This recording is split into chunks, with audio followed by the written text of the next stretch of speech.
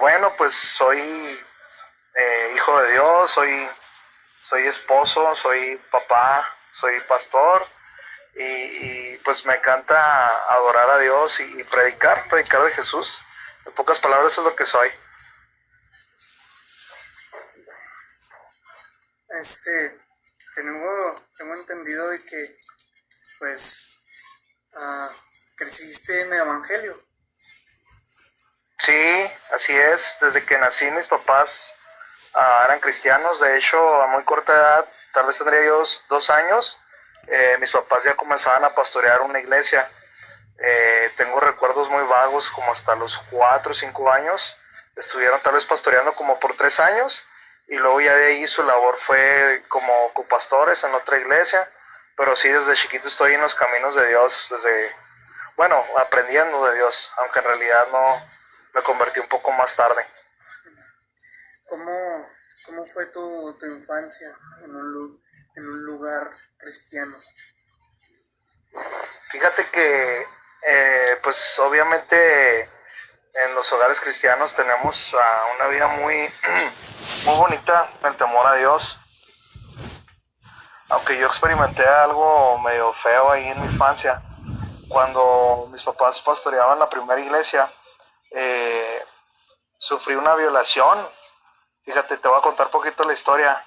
Son cosas que normalmente no cuento, Abraham, pero hace como un año yo creo Dios me inquietó a empezar a contar esto porque me di cuenta que había necesidad en otros corazones. Yo tendría, no sé, 4 años tal vez, y mi hermana era una niña de brazos. Entonces, obviamente mi papá, al ser pastor, pues predicaba, estaba muchas veces ahí predicando, ocupado en el púlpito. Eran jovencitos, 20 y tantos años los dos. Mi hermana menor era todavía de brazos.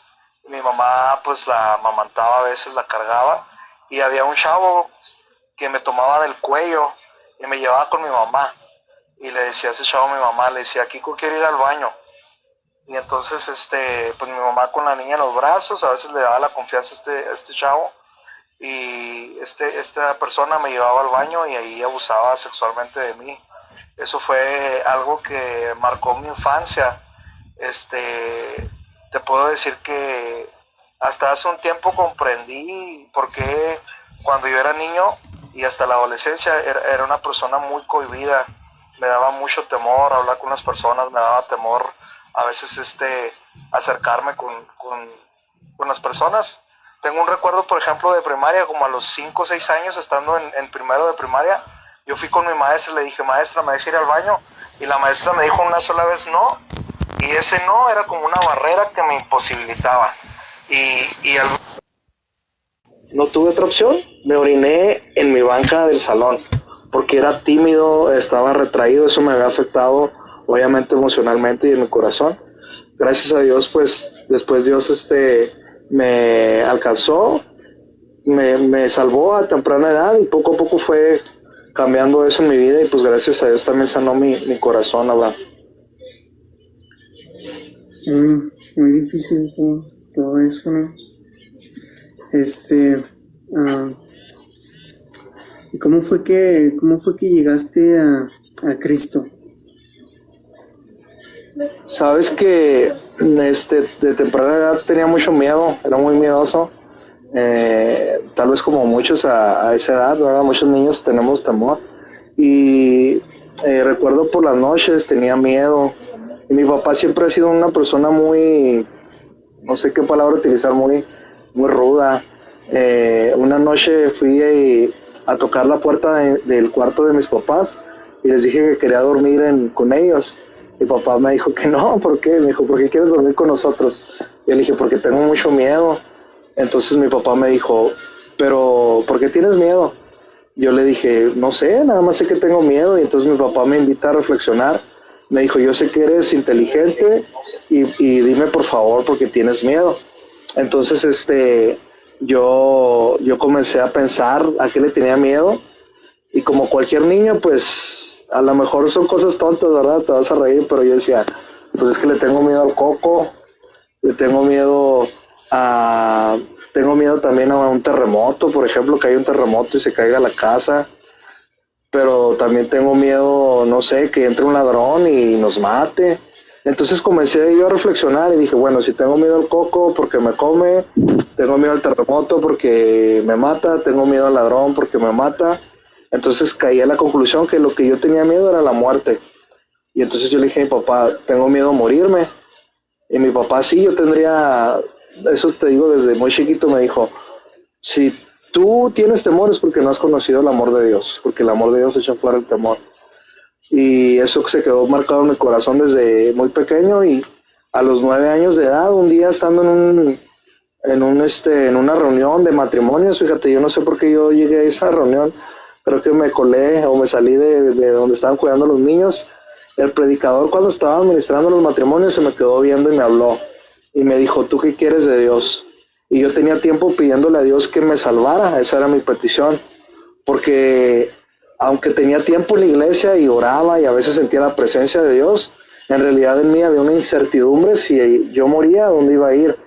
Y ese día, bendito Dios, que me recuerdo, Abraham, el día, la hora, la fecha era un 22 de enero, casi un día, no, un 18 de enero del año 96, no sé si ya habías nacido, No. pero en esa época, ese día Dios me salvó, tenía 9 años de edad, y ahí tuve mi encuentro con Jesucristo, y bueno, pues cambió mi vida y me transformó. ¿Cuántos años tienes entonces ahora? Muy poquitos, tengo 20. 20. Bueno, pues como 4 años, ¿qué sería?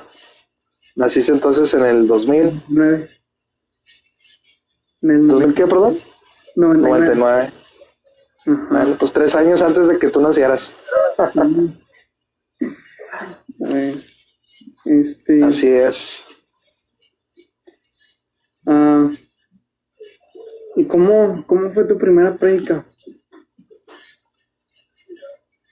Mi primer prédica, sabes que desde chiquito nos invitaban ahí en la iglesia donde yo asistía, había cultos de niños, y yo creo que esas fueron mis primeras veces, pero era algo, pues tal vez que no, yo no, tal vez no le ponía tantos, ¿qué te podría decir?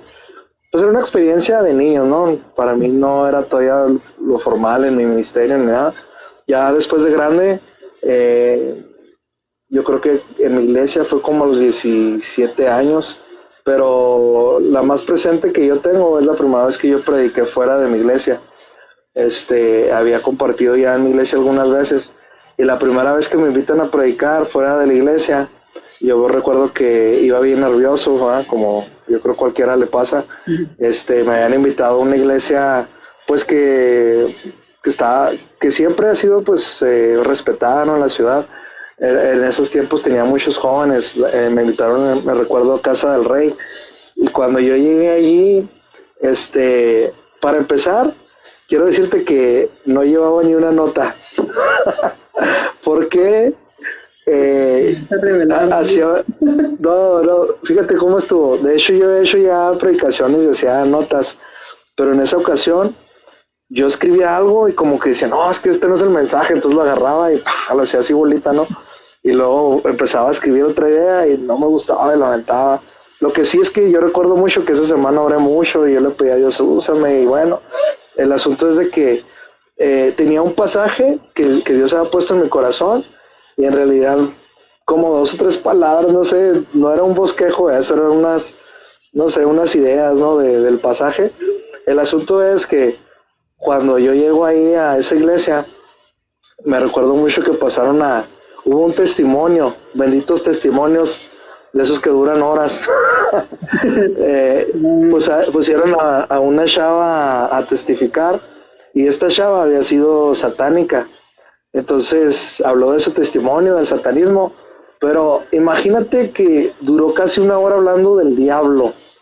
O sea, todo lo que habló ella fue del diablo y todo lo que hacía ahí en el satanismo, y como que no se tomó tiempo ni para darle gloria a Dios. O sea, ese ambiente estaba así pesado. Yo creo que todo el mundo ya estábamos así como que hastiados de escuchar tanto diablo. Entonces, pues, y luego nadie me conocía, obviamente pues nadie te conoce, ¿verdad? Cuando es las primeras veces nadie sabe ni quién eres. Yo estaba sentado ahí atrás todo nervioso porque la chava había durado un chorro. Y entonces me acuerdo mucho cuando el que me va a dejar el lugar dice, pues ahora vamos a dejar el lugar al predicador. Así los que estaban enfrente de mí dijeron, ¿todavía? Bien enojados, ¿todavía va a haber predicación? 1 hora duró esta chava y todavía. Y yo así dije, híjole, trágame tierra, ¿no? Y yo pensando, ¿cómo tú pensando mi debut y me toca esto, señor? No, no es posible. Entonces, pues 1 hora ahí escuchando ese testimonio y todo el mundo renegando porque todavía iba a haber un predicador, pues ya te imaginarás cómo me subí, ¿no? Mi primera vez fuera de la iglesia, me subí con los pies temblando, pero entonces ahora me hice algo ahí que yo creo que fue bien loco y era Dios, ¿no? Porque me acuerdo que tomé el micrófono y les dije así como esos predicadores que tienen esta experiencia y acá ungidos, ¿no? Hasta así como que les dije, el que se quiera ir, que se vaya, pero el que quiera ver lo que Dios va a hacer esta noche, que se quede. Entonces, una locura, ¿no? Pero sabes que esa noche aprendí mucho, Abraham, porque Dios me sorprendió y esa noche está marcada en mi corazón por eso que te platico, pero también porque yo abrí la Biblia, comencé a leer el pasaje y cuando yo comencé a leer el pasaje, literalmente era como si Dios estuviera hablando a los corazones. O sea, era como no cuando lees la Biblia así de una manera normal, sino que yo comencé a ver jóvenes que comenzaban a derramar sus lágrimas con el pasaje, mientras yo estaba leyendo el pasaje. Y de hecho yo creo que nada más leí el pasaje y hablé 2 o 3 minutos y ya estaba llorando. O sea, yo no hice un llamado, de repente vi que un chavo se levantó así en medio, ¿no? Y comenzó a llorar y se dejó venir al altar y luego otros detrás de él. Y esa noche yo comprendí que no era yo. Dios me dijo, no eres tú, sino que soy yo el que va a hablar por medio de ti y tú simplemente eres un instrumento. Entonces me enseñó que aunque tal vez yo iba inseguro y todo lo que había pasado en ese culto, todo lo pesado que había estado el ambiente, pues ahí Dios me confirmó, a eso me había llamado y para eso me quería.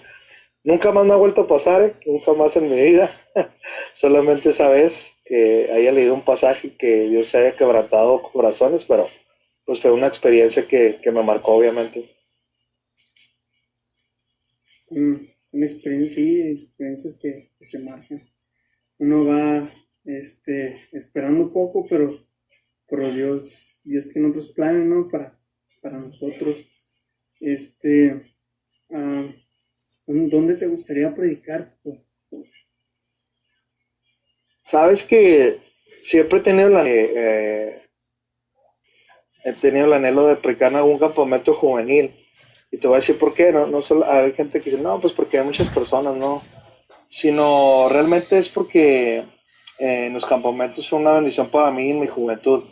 Mira, te platiqué que me convertí a los 9 años de edad, pero luego en la adolescencia, cuando yo tenía como unos 14, Dios llama bueno, como casi a los 15, Dios llama a mi papá a abrir la iglesia allá en Horizontes, lo que hoy es Cordero de Dios. Entonces ahí no había nadie, había una viejita que mi papá iba y le predicaba, ¿no? Era una ancianita en su sala.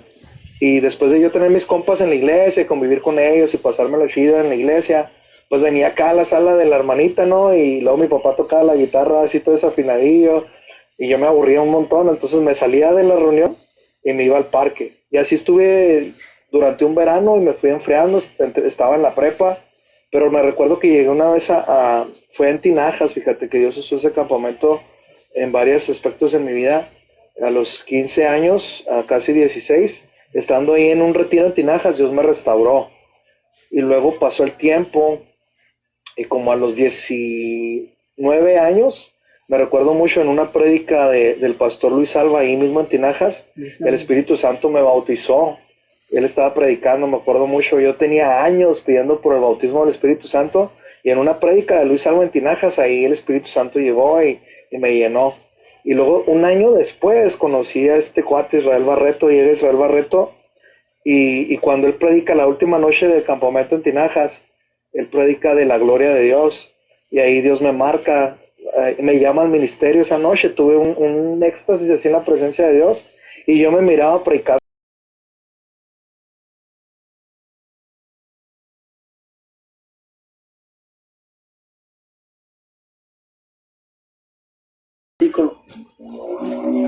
Ajá.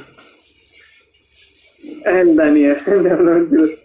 Es el diablo, échale la culpa al diablo. Una pregunta que les he hecho a todos con los que he estado platicando. ¿Qué es lo que hubieras que te hubieran dicho cuando estabas más joven? Cuando estabas más joven, ¿qué es lo que hubieras querido que te dijeran y no te dijeron?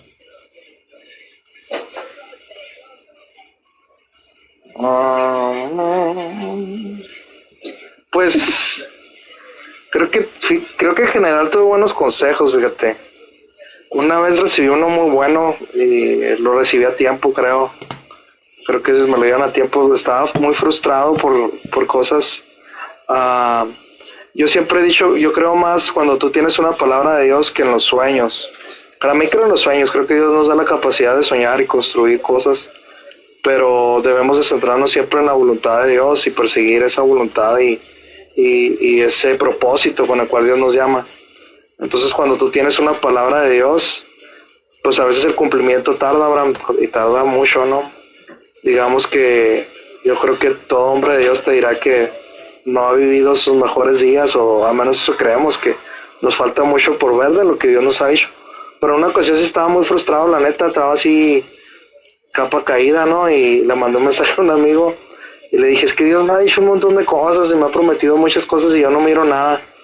O sea, yo definitivamente no miro, siento que no voy a salir del mismo lugar, de mismo donde estoy, y pues no sé.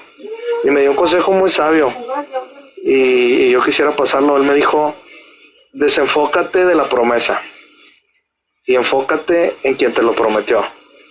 Y esas palabras tocaban mi corazón bien machín esa noche, porque a veces estamos tan afanados, enfocados en la promesa, y la promesa es bonita, pero es más bonito, es más hermoso el que nos lo prometió. Y siempre he meditado en esto, Abraham. Si tú estudias el libro de Hebreos o carta, no sé cómo lo quieras llamar, nos habla de los héroes de la fe.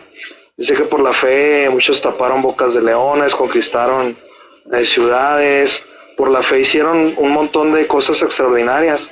Pero viene otro grupito al final de ese capítulo donde dice que también por la fe muchos fueron muertos, fueron aserrados, vivieron como exiliados, y que muchos de ellos no recibieron lo prometido. Entonces cuando yo leo eso a mí me asombra, porque yo digo, ¿cómo que estos también son héroes de la fe?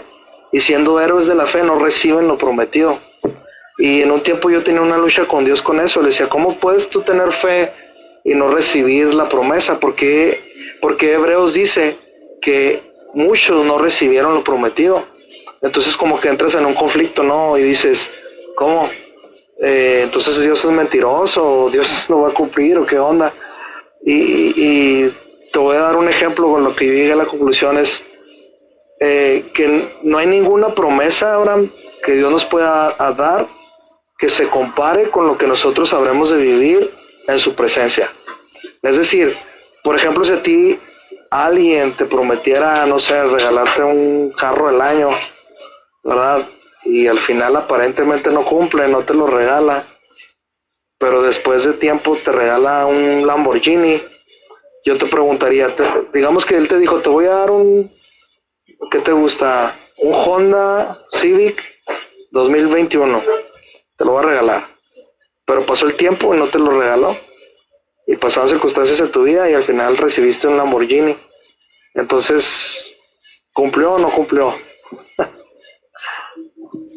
Pues, ¿Qué pensarías? ¿Se pasó, no? De cumplimiento. sí. Entonces yo llegué a la conclusión que definitivamente lo que tendremos al estar con Dios es mayor que todo lo que podamos vivir aquí en la tierra. Y muchas veces estamos muy enfocados en eso, en las promesas terrenales, y claro que vivimos por propósitos. Yo soy muy consciente que vivimos por un llamado, por un propósito. Tenemos una palabra de Dios, tenemos un cumplimiento que estamos esperando, pero yo muchas veces me he preguntado, si llego a morir antes de ver algunas cosas que estoy esperando ver, si no veo esto, si no veo aquello, creo que en ningún momento Dios sería mentiroso, Abraham, porque definitivamente estaría experimentando lo mejor que yo pudiera experimentar. Entonces, cuando él me dijo esas palabras, desenfócate de la promesa y enfócate en quien te lo prometió, tú puedes tener descanso. Y eso yo les recomendaría a muchos chavos, a chavos que están a veces frustrados porque a veces no ves lo que quieres ver, a veces no pasa lo que quieres que pase, parece que vas al revés, ¿no? Pero cuando nos enfocamos en quien nos lo prometió y en quien nos ha dicho las cosas, podemos descansar, podemos estar seguros que Dios es fiel, Abraham. Entonces ahorita con esta pandemia, imagínate los que están esperando su crunch y no les llegue y se venga Cristo y no se casen. No te creas, ojalá les toque, ¿verdad? Yo sé que hay muchos que dicen tan joven y sin haber amado y que venga Cristo por su iglesia, ¿verdad? Pero lo que vas a vivir es mejor que una boda, así es que enfoquémonos en quien da las promesas, definitivamente. Fíjate que agregando algo a eso, lo que tú decías de las promesas y los propósitos, escuchaba una predicación de Andrés Speaker que se llama El Plan Dentro del Plan. Y él... Oye, no, tú escuchas puro pesado. Andrés Speaker y Tila Arroyo, ¿qué no mencionaste ahorita? No, escuchas puro vato acá de élite. Y luego decía que, y le dijo Dios, ¿cómo es que ahora sí querías, ahora sí ella quiere y tú no quieres? Y antes yo quería y ella no quería y tú tampoco querías, y así. Y le dijo, es que yo estaba tratando de ganar tu corazón en el proceso. O sea, tenía un plan dentro del plan. Y estaba tan enfocado en una meta que él quería alcanzar, en cosas que él quería alcanzar, pero Dios realmente lo que quería era alcanzar su corazón. Que es lo que pues, Dios es lo que Dios siempre quiere de nosotros, ¿no? Definitivamente, porque hay personas que están... ¿Cómo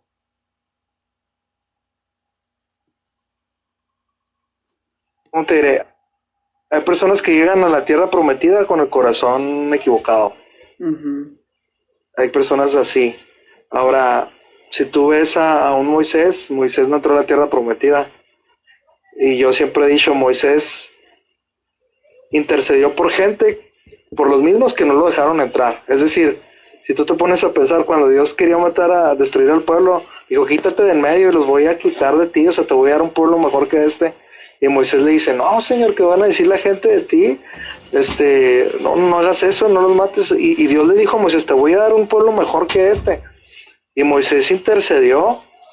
Y luego al final, ¿qué pasa? Por esos mismos que intercedió, lo sacan de quicio, golpea la roca, Dios se molesta con él y no entra, ¿no? Y yo digo, híjole, ¿qué onda? Intercede, y por esos mismos que intercedió no entró él. Si en ese momento no intercede, a lo mejor Dios los quita, ¿no? Y le da la tierra prometida, pero lo importante es que Moisés tenía un corazón íntegro para con Dios. Entonces eso es lo importante, al final no es tanto la tierra prometida, sino que la Biblia dice que habla de Moisés. De hecho, para Israel Moisés es su profeta, o sea, es un orgullo, ¿no? Es un gran profeta, que la Biblia dice que nunca más se levantó nadie como Moisés que hiciera tantos prodigios y tantas señales, maravillas como las hizo Moisés. Entonces, aunque no entro allí, me gozo porque cuando tú ves a Cristo orando en el Getsemaní, dice que Cristo es glorificado y se aparece a un lado de él, se aparece Elías y al otro se aparece Moisés. Y ahí está al final, adentro de Israel, adentro de la tierra prometida, lo que vio de lejos, ahora está ahí, pero disfrutando de cosas mejores. Entonces, por eso te digo que en realidad a veces necesitamos olvidarnos un poquito de la promesa y enfocarnos más en quién nos lo promete, porque el que nos lo promete, Abraham, es más deslumbrante que la promesa, definitivamente. Recordaba también David. Es que es tremendo eso del que cuando cometió lo del pecado con la mujer con la que se metió y ya hizo que mataran a su esposo y todo eso, y que vino el profeta a enfrentarlo y le dijo lo de la oveja, y que le dijo, ese hombre es tú. Él fue, me sorprende que David siempre iba, incluso no le importaba que fuera... Te perdí poquito, no, No te escucho. Ok. Sí, lo confrontó Natán, ajá. Y que le dijo de... Perdón. A Saúl le dice, está bien, o sea, ya, Dios me dijo que me va a quitar el reino, pero ahorita tú sal y da la cara por mí, que la gente vea que el profeta viene conmigo. O sea, siempre le interesó más la opinión de la gente que la opinión de Dios. En ningún momento tú lo ves quebrantado porque Dios me va a quitar el reino, Dios desobedecía a Dios, no se ve que llore por eso, más bien le dice, por favor, o sea, no me dejes solo, ven conmigo, sal conmigo al pueblo. Le importaba más la imagen que tenía con las personas que realmente lo que Dios pensara de él. Y eso es algo pues terrible que siempre tuvo Saúl.